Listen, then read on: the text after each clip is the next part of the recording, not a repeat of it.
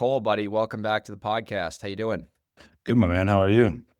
Good, man. It's been a minute. I feel like every couple of years we'll do a podcast and then we'll see each other in person at like some event, and then we'll go a couple of years and text a little bit back and forth. And here we are. By the way, you can interview me on this show too if you want. We could do a hybrid interview. We need an interview. I think we just We're just gonna chop it up, dude. Yeah, exactly. Yeah, I'll start off with this. This is a funny story. You'll like this. So I was telling you I sold this property to a Russian guy in Tacoma. Great buyer, good dude. The property wasn't really like, it was a real bad prop. Like, it needed a ton of work, open red tags, like the whole thing. And I was like, oh shit. So I didn't really have a lot of traction with it. So I was like, I had one offer from this guy and he was like, hey, I'm ready to go. Don't worry. And while this guy's like making me his offer that I haven't signed, I had another buyer, good buyer, we could talk about that offline, circling, but she couldn't make a decision right away. So I figured like at that point she probably was out. So I didn't have patience. I signed with this guy, all good, no worries, little, 15 assignment, not a big deal. It's better than nothing. So it's in escrow, it signs. And then the next day I get a call from that other buyer and she goes, hey, you sell 11th Street? And I'm like, yeah, I did sign the assignment. She's like, bummer. I should have acted quicker on it. That's my fault. I'm so sorry. I'm like, yeah, it's all good. Don't worry. She's like, well, can I put a backup offer in? And I'm like, well, of course you can. You never know in this business. So she's like, what do you need from me? I'm like, just tell me what the number is and that's it. Her number was $30,000 more than what I got, right? So I go, thank you. Like I bit my tongue. I said, oh, thank you so much for submitting. If they flake, I'll let you know. We'll go from there. So I call the buyer up, and this is actually, it's all going to tie together in a minute because it's ironic what happened with the buyer. So I call the guy up. I said, hey, because he wasn't too into it, but he just wanted to get another deal. Like, he wasn't super interested, but he was like, whatever. So I said, hey, man, you don't have to take this offer if you don't want to. And you're probably going to like, I hope you're sitting down before what I'm going to tell you. I said, how about I pay you $10,000 and we break the assignment and you get your EMD back. I said, if you really don't want the deal, I'll pay you 10 grand to cancel and I'll give you the EMD back. So you'll get 15. And if you don't want to do that, I totally get it. Like, that's totally fine. We can just proceed with the deal. And he's like, oh, would you get a higher offer? And I'm like, I did, but obviously I have to sell to you and I'm going to honor that. But if you don't really like the deal, you want to make a quick 10 grand, let me know. Offers on the table, no pressure. He's like, let me call you back in an hour. He calls me back an hour later. He's like, I appreciate your offer. We're going to commit to the deal. We're going to just go through. I said, no problem. All good. So we get to close. He closes it. The other buyer calls me. She said, hey, did it close? I'm like, yeah, it closed. So this dude buys the property. He realizes he gets over his skis when he closes and he goes, oh my God, I hate this house. It's a shit box. I don't want to rehab it now. So then he has another wholesaler try to wholesale that property for him because he doesn't want to freaking do the project because he not overpaid, but it was a shit box. Yeah. And I call him and I said, hey, what are you doing with this guy wholesale? He's like, oh man, I should have taken your offer for $10,000. I can't believe I didn't do that. Now I got to, whatever. So the point of the story is, if you're wholesaling, be a little bit patient if you don't get the offer you want, because sometimes you'll make an extra 30 grand, which I didn't make, but figured you get a kick out of that one. I don't know if that's ever happened to you before, but that was the first one. Well, you went about it the right way. Like, so many people in that situation, they just, they're a little shady and they do whatever it takes to kill the deal with the first. Yeah, no, I would never do that. Yeah, that's fucked. Well, I would say 9 out of 10 people. And, to be fair, 30 grand is a lot of money. It's like adding a teacher's salary in one deal to yourself. Yeah. But yeah, the way I think about, that is, when I do the exact same thing, I always go back to the buyer and I'm like, hey man, like, we can do the deal. I'm a man of my word. Exactly. I signed a contract, but like, I did get another offer and I'll make it right for you. I found most of the time, because people ego, like, they won't take it. They'll be like, no, okay, I'm and it's a scarcity thing. I'm definitely taking that now, right? Like, someone else could pay 30 grand more. Like, this is a good deal then. Exactly. Funny enough. So yeah. Turns out you didn't think that. But yeah, I mean, I think in this business with situations like that, like you were calling out, and you're a wholesaler, you're signing deals, you're putting in all the work. I think a lot of people really hurt themselves on that part of this business for a lot of reasons. But I think you could take a guy like Greg, who's been doing dispositions for years, and someone new, and give them the same 20 deals to sell in a calendar year. And Greg would probably take home 2 times the amount of money that the other person would, just because he's been doing it a while. And part of that is just time in the seat, but a lot of that is just patience and not getting commission breath and, so excited about a number. And I've had it happen so many times early in my career. I don't learn that lesson, especially on the bigger deals. There's one deal specifically we contracted for like 450, and that same day we got an offer for 625. It was a massive spread. and I took it in 2 seconds. But then the next offer was for 675. Then I got an offer for 705, and Oh man. I left 100 grand on the table. So Yeah, I think patience, and there's something to be said in a weird market. Like, it's also good to get the deal gone. And that's why it's so important to stick to a market and know the players and know the price points. So, if you're maximizing your deal or not. So, exactly. I think it's valuable. So that one, is he a repeat buyer, or is that the first one, only one he's bought for you?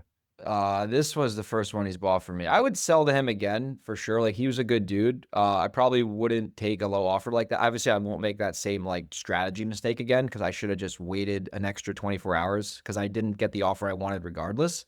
But the point of that story for the people watching this or listening to this is like money is great and getting income is obviously important, but the relationships and keeping your word is what keeps you around. And that's where I see a lot of shady, I wouldn't even say wholesalers, just investors in general. They cut corners, they don't make decisions based off of relationships and reputation. And that's unfortunately why this business has such a bad reputation because everybody is thinking transactionally and, they don't realize that if they fuck somebody over, not only doesn't matter what market you're in, every market is a small market because the amount of people doing real business in any area is small because it's not easy. And people don't realize that, when you're a person of your word and you do what you say you're going to do, that's worth a lot more money than $30,000 that I accidentally left on the table. Because the next time that guy deals with me or I deal with him, you know what I mean? It's like you have that reputation, like, Yeah. and there's a lot of people that are shady, right? And that's just the way it is. And that's in any market. And when you have that reputation, you're kind of walking around with toilet paper on your shoe and everyone can kind of see it. And people don't want to deal with you. But you gotta make sure you have a good reputation and you don't burn people on transactions because it really comes back to bite you. And I've seen it happen a lot, at least out here and in New York, where that's another small market. Like you get a couple bad apples, and next thing you know, they send out a deal and nobody even looks at it because they're like, oh, these people are super shady. I don't trust them. And then you're like, your credibility's ruined, and that's ultimately going to cost you more money than that extra 30 grand you squeezed out of that guy. That was a lot, but I think that if someone asked me, like, what's catapulted my career, that's 100% relationships. And I just did a deal. It's a good example of that. I get a call I get an Instagram DM from an agent because I'm always on there like, hey, send me what you have. He sends me this deal in Clyde Hill in Bellevue, which is, higher end area. Huge high-end neighborhood. Yeah. Yeah, yeah, and he's like, "Hey, Cole, the seller's about to our seller's about to list for 3. I think if you can get us an offer at 2.7, 2.8, we'll do the deal off market." And, the market's weird right now, especially in that price point, and so he's like, "But Yeah. to do that, like, I need to see, 2.5, $3 million in a checking account in cash ready to go. And also you need to waive every inspection contingency." And I was like, "Okay, well, 99% of people can't get that deal done." Right? No. Because Especially at that price point. Yeah, that's crazy. $3 million in cash, and then you have to, commit hard earnest money of 50 grand same day. And so I made a phone call to a guy I built a relationship over a long period of time, and he went out right away, walked the property, met the owner, shook their hands, showed them the proof of funds, and called them back, said, "I'm good. Yeah, sign it." And I signed the deal, and I signed it to him the same day, and, pretty good size, deal. So I think, relationships as a whole, well, if you're a flipper, like, and you get yourself stuck in a shitty deal, a lot of times relationships can bail you out. With financing, relationships matter. Mhm. Um, if you build a reputation, people bring you their deal. I mean, I could probably do nothing the next year and just off, deals that agents will bring me because of relationships make a great living. And I think that everyone out there should be thinking that way instead of trying to go nationwide and conquer the world. Say, hey, if I become the guy in this area and I keep my costs down, like I always say, you have a 60, 50, 60, 70% net margin. That's a great real estate business. And I think if you can get your main income, whether it's wholesaling, flipping to, 500 grand to $1 million a year in net profit, then you can take the next step. Hey, I'm going to do 3 high end flips. Now I'm going to build 1 home a year. Now, whatever that next thing is to get you to 1 million, 2 million.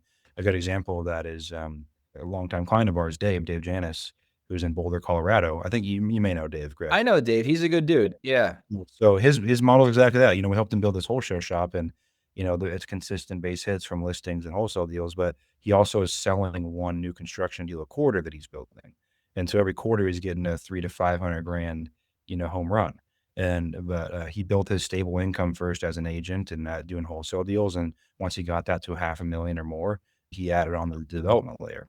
And I think instead what everyone tries to do is they try to be this, this wizard. And the way that I think relationships how you do it. I think that we're in the people business. If you need money to buy a deal, and you have good like you could send me a deal for $8 million right now in Queen Anne.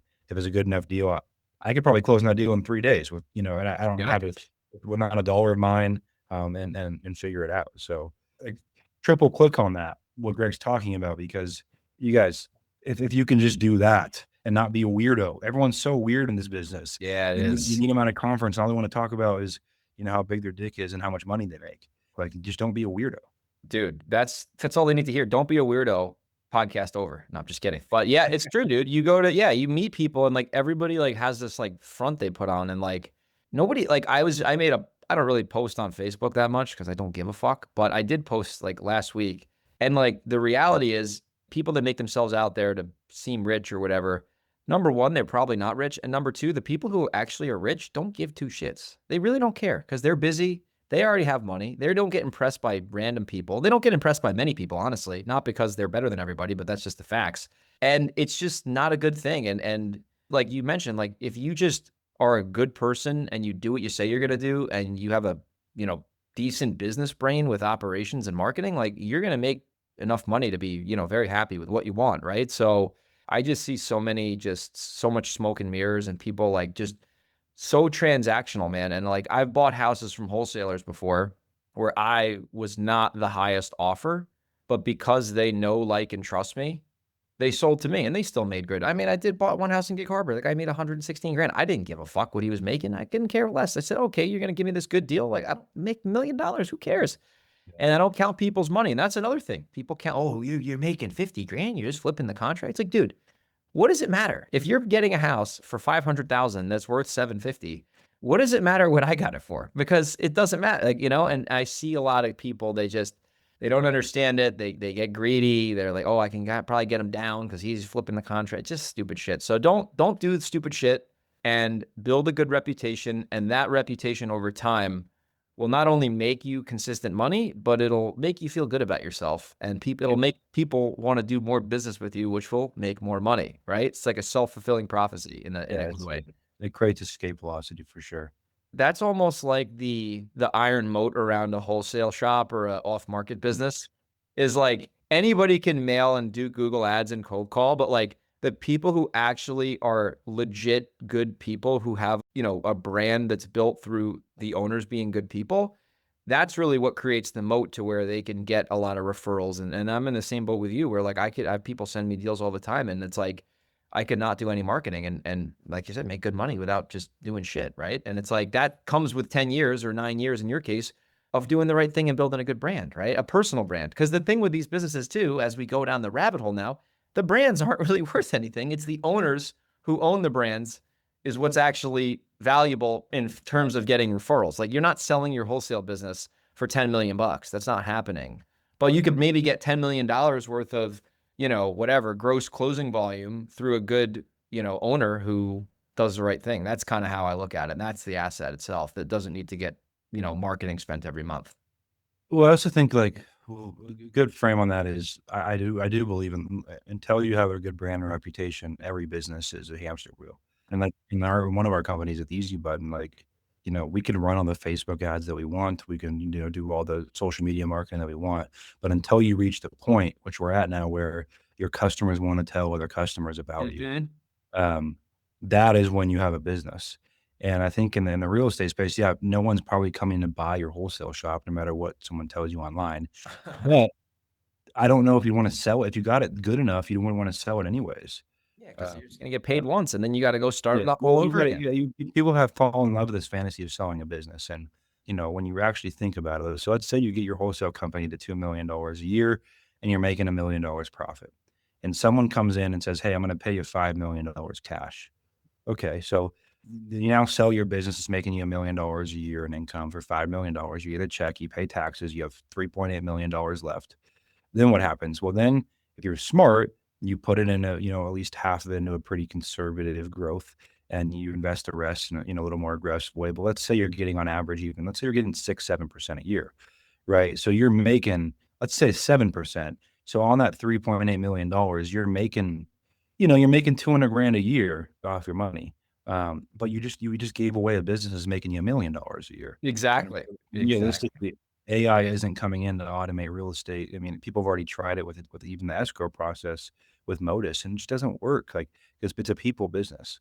And so, you could perfect the perfect brand and build all these tools, and maybe someone does buy you, but you're not going to get a multiple that makes them make sense. The reason people sell software companies is because their net margin is 15%, and a bigger company says, "Hey, I want your user base.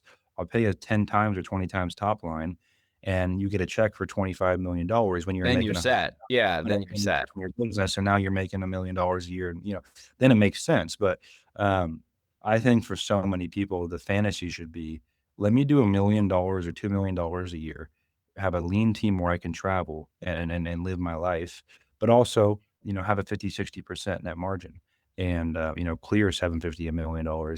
And then you have the breathing room to make good decisions." And for a lot of when I was speaking at an event last year and I asked the room, it was Ryan Tosh's event in San Diego, and I Great was like, dude. "Hey guys, how many of you guys are making $1 million a year in net profit from your business?" And, like, out of a room of 100 people, maybe one dude raised his hand. And I'm like, "Okay, well, why don't we just get there first? Like, why are we thinking about syndications and Airbnb and raising money and selling my Rent by the business room. and by the Mortgage room? backing. Why don't Yeah. we why don't you just keep it lean and make $1 million in net profit and then see where that takes you?"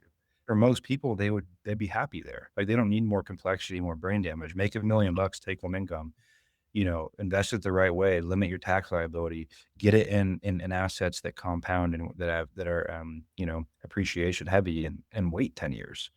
And all of a sudden you're worth $15 million. Yeah. And then you can, Then you don't have to work if you don't benchmark. want to. But yeah, exactly. But like, Loan I think the money. whole thing too, the whole bullshit of like, don't work if you don't want to is wild to me, dude. Because a dude who's going to build something like that, that's in that situation, is wired to be productive. That's the thing people don't talk about. If you're going to go hard for 10, 15, 20 years and be an absolute, as we would say in the hockey world, a nail gun, Yeah. you're not going to be happy with 20 million in the No, bank on the beach in Maui no, every day you vacation hard, but like, it's for a like, week. And then you get the fuck yeah, out of there. You get let back me to actually work, dude. Jimmy's a good example. I was on the phone with him last night, and he's on his 11th month straight of filming. He lives in Arizona, but he's in He's a Washington beast. Sunday through Thursday every day filming. He's on his 11 months straight of it, 10 hours a day. And, the guy could, not work again for 4 lifetimes, right? But Yeah, if you're exactly. if you are capable of building that thing, your wiring and your makeup is not going to let you just sit on a beach. And It's yeah, not. well, I vacation. I go vacation a lot. Same. Last year, Going next week. Yeah, yeah. we left 13 or 14 countries last year, and we spend a solid 3 to 5 months out of the year gone, and um, but I'm working. Like I call it traveling because I'm not. Yeah. I rarely will vacation. Once in a while, maybe twice a year, I'll actually take a week off. Or like I'm not taking calls. I'm not going to sit meetings. I'm off. But other than that, I'm working in the morning. I'm working in the evening. I'm still working. I'm just doing it in a different place. Um, Exactly. Because you and want to too. And that's the thing. Because if you start getting good at the business stuff, real estate, whatever, you enjoy it. You enjoy it. It's fun. It's fulfilling. You like hitting your goals. And like, that's the thing I was talking about with some people. Like, some people just don't like real estate. It doesn't jive with them. And that's okay. But you got to find something else that you do like. Because I happen to, like real estate, which is kind of crazy. But even though I like it and I'm good at it, doesn't mean it's not hard. And there's not times where you just like, fuck this, dude. I just want to cash in. But, you know, I do feel like a lot of the times, like at least when I was way younger, before, I was doing this business, like I was a lifeguard at a pool or, whatever. And it was like, that sucked. That felt like a job. But like, at least in real estate, if you're self-employed, the buck stops with you. If you want to make more money, you got to go out and do more things. And eventually the feedback loop, you'll be like, oh, fuck, this is awesome. I can make $100,000 profit fixing and flipping a house for 3-4 months. Like that's fucking life-changing money. And let's do 4 of them a year. And now we're making 400. It's like, yeah, it's kind of like you can make it however you want to make it. And you've been really good at that too, honestly, because you've seen with your clients and even, your businesses with real estate, like you've seen scaled up businesses, you've seen businesses that are super small, and then you've seen this good medium now where, you got a couple people on your team, everyone's pulling their weight, everyone's making good money, and you don't have to be the biggest shop in town because most likely the shops that are smaller are more profitable than the ones that are doing 30 contracts a month when 15 are falling out. So they're really doing 15. Well, yeah, and you wanna build a team that has a tenure. And, Yes. most of the guys that work for me across my company have been, we have over 150 people across our businesses. A lot of them have been with me for, 5, 6, 7 years. And, I found like I would rather sacrifice some of my own income to put the golden handcuffs on people and get to know a Mhm. number where they can't leave or they don't want to leave, or because they also enjoy the culture, they enjoy their Yeah. job. But like, because that's how you really, you really buy yourself some freedom and flexibility. Or like, it's taken me a long time to figure out how to run more than one business successfully. So Yeah, it's hard. in 2023, I shut down everything but Easy Button because I need to get it to a place where it was, solid with a real team where I could then do other things. And it takes a long time. Like it then took me 3 years, 2.5 years to stabilize it, to really stabilize it. Where like, what we thought going into a month or our net margin would be, what actually played out happened without me having to jump in every single day. Yeah, and that's the thing too. It's tough to do that because if you have 5 businesses going on, and everyone always likes to talk about how many businesses they own, and no once again, no, Such a the people bad. who are really rich don't give a fuck Yeah. because it doesn't No. matter. And then it's like, dude, just I know how hard it is to build one business. Like I have 2, I guess. The rentals are a different business. But it's like just 2 businesses alone is fucking crazy. Like it's like that, so how is I'm thinking like, how is this person who's allegedly saying they have 10 businesses? That doesn't even make any sense to me, unless they're like Jeff Bezos or something. Like, it just doesn't like the people who actually are operators know that that is bullshit because it's so hard to run a few of them well. Like, how could this Well, it's the other purpose guy? of it too. Like, I think about Yeah. that. So for me, like I have a business that's, I have 3 businesses. 2 of them I have 0 involvement in. So the only one I'm the full-time CEO of Easy Button. My real estate side, I really have 0 involvement in. And then I own a home service, franchiser software for franchises that I've been running for over a year now, but I have 0 involvement in the day to day. Yeah. And, I think the way I think about business is like, you have, your moonshots, you have your enterprise plays, and you have your cash flow companies. And like I think everyone should start with the cash flow business. Like wholesaling, flipping gets you in a good cash position. You can put a bunch of money away. You can always go back to it. It's not that complex. And then Yeah. if you want to take a moonshot, go for it. Try to start a software. Try to do something like that. Um, but for most people, when they say, "Oh, I own a pressure washing company and I do wholesaling and I do Airbnb and I do all this stuff," like their problem is that like they just don't want to solve the hard part of whatever one of those companies Yeah. is. So then they go shallow and then they go oh, let me get some Yeah, roots in the which is HVAC how industry. you make all the money is you really master something. And Dude. yeah, then you have spinoffs like, again, going back to the Heat and Dana, like they have a development arm, a lending arm, a syndication arm, property management, wholesaling, but they did them all one at a time. They spent 5 years building their wholesale company, and then they spent 5 years building their lending business. Yeah. And, that can work. It's still very But difficult, they're and all it's vertically integrated too. So one business takes care of the other one. So that it yes, makes more sense to do that because it's not like they have an HVAC company and yes. then they're like hard money lenders. Like like the wholesale business. Yeah, right. That'd be interesting. The wholesale business feeds the brokerage and then that feeds the lending Yeah. business. It's like it makes sense. And Like, yeah, everything he's tried to do, and he's admitted everything he's tried to do outside of that vertical integration probably didn't fails. work. Yeah, Yeah, of course. yeah, Yeah, and it's not because they're bad operators, it's because they are good at the real estate business and the other businesses they have are congruent with the real estate business, and that's where I see so many jokers out, "Oh, I got an AI consulting company." It's like, "Dude, do you even know how to use Claude? Are you high right now? Like, yeah, let's just sit there, let's give yeah. you a drug test first." Anyways, on that note, I wanna talk about something else that you've been mentioning online that's interesting. I haven't even talked to you face to face about this. What are you doing with AI, bro? Like, because everyone's talking about AI, I'm Yeah. sure people who watch this are using AI now. Like, what are you doing in AI to like pertaining to motivated sellers, right? Because that's what most people are interested in. Yeah, I mean, I think I'll touch on I think it's a little bit of a bubble, like, when I look at, when you go back to, like, yeah, COVID-ish and, Long time uh, ago. you know, NFTs and the metaverse. Oh my God. Everyone was like, "Dude, in a year from now, we're gonna be living our lives in the metaverse." And Facebook changed their name. Like, they Yeah. invested so much money into these goggles, and no one took to it. And then, we had NFTs, and it was like, "Oh, money's not gonna be a thing. We're gonna use these NFTs and these altcoins." And everyone went crazy, and now that bubble kind of burst. Bitcoin's a thing, but it's really not the same thing. Um, I look at AI in a lot of ways, like, it's the same thing of the hype of, "Oh, we're not gonna have jobs in 2 years, and everything's gonna be robots."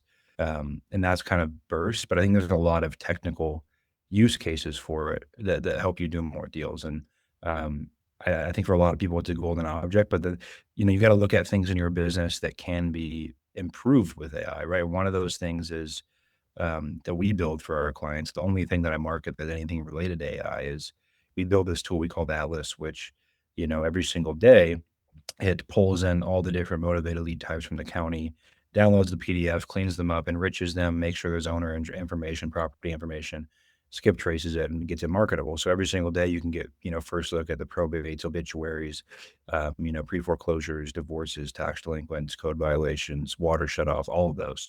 That's incredibly valuable. And we do build those for some of our clients because it's a useful tool.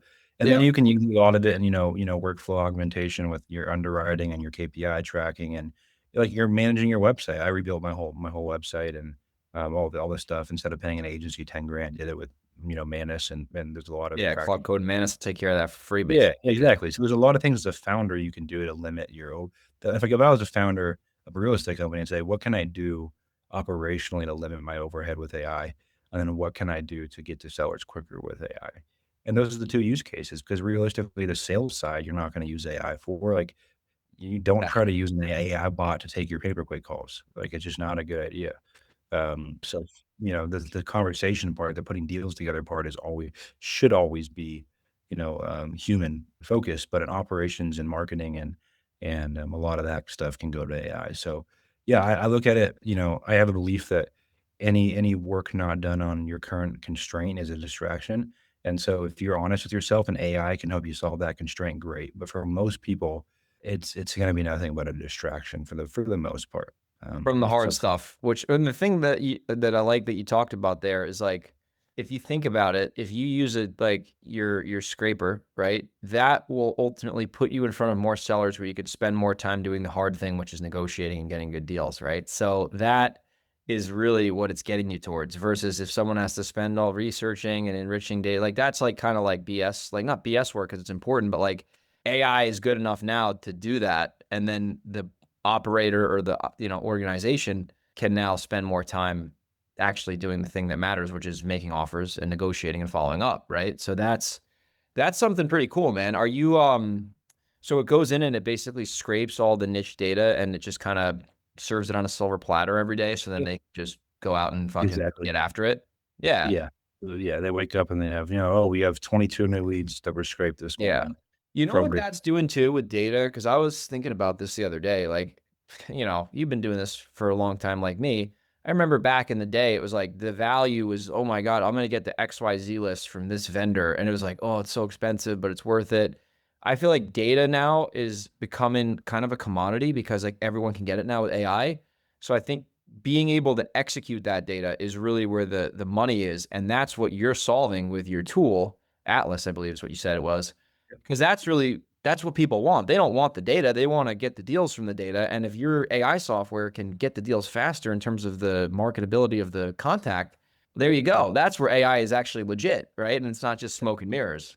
Yeah, but no, I do think it's a distraction for most people. Like, I think you take 2 real estate operators, and the first guy just focuses on, talking to agents and sellers and buyers, all day, and the other guy tinkers with AI. The first Yeah. person's gonna Yeah, get right. 20 amount of money, right? And that's what we're Yeah, doing business for, right, is money. That's exactly. just the truth of it. So, like, why not optimize for money and for profit? And, yeah, so the AI thing is an important topic. I made a lot of podcasts about it, and I think I just we just these 2 new guys that came into our company, I was talking to them yesterday, and they're in Seattle. They're incredibly intelligent. They've been doing this business for a long time. They're like, "Oh, we gotta show you, like, we made this perfect spreadsheet. We have, like, our perfect KPIs, and we have our, our perfect roadmap and plan, and we have, like, our perfect this and our perfect that." Like, bro, fuck that. But I'm like, "Well, yeah, but why aren't we selling the deals that we have?" Like, because they have all these deals they haven't been able to sell that are under contract. And I'm like, I would be spending my day calling every person that buys in this area and trying to place the deal Yep. instead of, tinkering with stuff. So, Tinkering with his software. yeah, That's dude, yeah. you hit it on the head too, because especially with like, well, selling a flip is obviously on the MLS. That's a different story. But like selling a wholesale deal, like the truth is, if it's a good deal and you have a respectable amount of people that you're gonna sell your fucking deals, right? It's like that's the thing. People like I see so many wholesalers, they have a house they're trying to get 450 for it and it's the comps are 525 and it needs 30 grand. It's like, brother, you take your software and stick it up your ass because it's not going to help you sell this bad deal. You need to have a hard conversation with the seller and actually make a low offer, because when you get your low offer accepted, then you can sell your deal for a profit. And that's like, that's just the way it is. And the software might help you automate the marketing to it, but it's not going to sell a shitty deal that doesn't make any money, because the value is in the negotiation on the front end if you solve their problem. And that's where, you know what I mean? It's like, it always comes back to like human nature, the path of, I'm not like a philosopher or anything, but the path of least resistance. It's like, nobody wants to offer Sally 50 cents on the dollar because it's uncomfortable. But the truth is, that's the only way you're probably, I mean, obviously you got to solve her problems, right? But that's the thing that AI will not automate. And I see people now, oh yeah, I got AI agents taking photos. It's like, dude, come up to Seattle, drop yourself off in Bellevue, take your AI tool, try to buy a couple houses in Bellevue at a discount with your AI agent, and call me in a couple months and we'll see how those results are. I can almost guarantee you're gonna get sick. It's like, fuck off, dude. Like, you don't even know, like, yeah, it's like, come on now. Like, that's not gonna work. Because I always telling somebody that, I'm like, dude, if you think anybody is gonna sell their house to an AI agent when it's most likely their only asset, you're crazy, because it's not gonna happen. Like, it's not gonna, maybe through text you can talk to them and stuff, but like, you're not having an AI agent buy a house for any price at volume, at scale, and have it actually work out. But anyway, I digress. Like, you got me on my get off my fucking horse. Anyways, all right, man. So, and listen, I won't keep you too long. I know you're a busy guy. So, Yeah, I think we yeah, can that way, chopped right? it up. So, what, if people want to connect with, I know you got a lot of stuff going on. I know you run these webinars. How often do you run those, by the way? Just once a month, Once usually. a month. Yeah. So, I encourage anybody here to follow Cole on the internet, follow him on Instagram. We'll put his tags here. And check out his webinars, because he does some seriously valuable stuff. And he does these webinars once a month. And, I've been able to send some people his way. And then those people are getting a lot of value from it. So, Cole, if people want to follow you on Instagram, what is your handle? And then what is the website for them to kind of check out what you got going on with your. It's that Cole Ruud-Johnson on every platform. And yeah, same goes for you, dude. Like I think if you guys are listening, because we're also gonna put this out on our podcast. If you guys are in Seattle and or in the business, you guys are a great guy to know. He's come to some of our events. We've got to know each other well over the years, and he's a great operator. So if you're in the Seattle area up there, boots on the ground, definitely a good guy to reach out to and see. Like we talked a lot about relationship today, and see what you guys can put together, because that's how I've grown my business. I know it's always grown his. Yep, that's right. Well, listen, man, it's always good catching up with you, buddy. This was a good one. I'm excited to put out my one interview every 3 months. And, I think, yeah, you're on the lucky list, buddy. You're on the lucky list, and keep doing good stuff. And it's always good to stay in touch with you, buddy. And congrats once again on becoming a dad. That's awesome. Appreciate it, man. Thank you.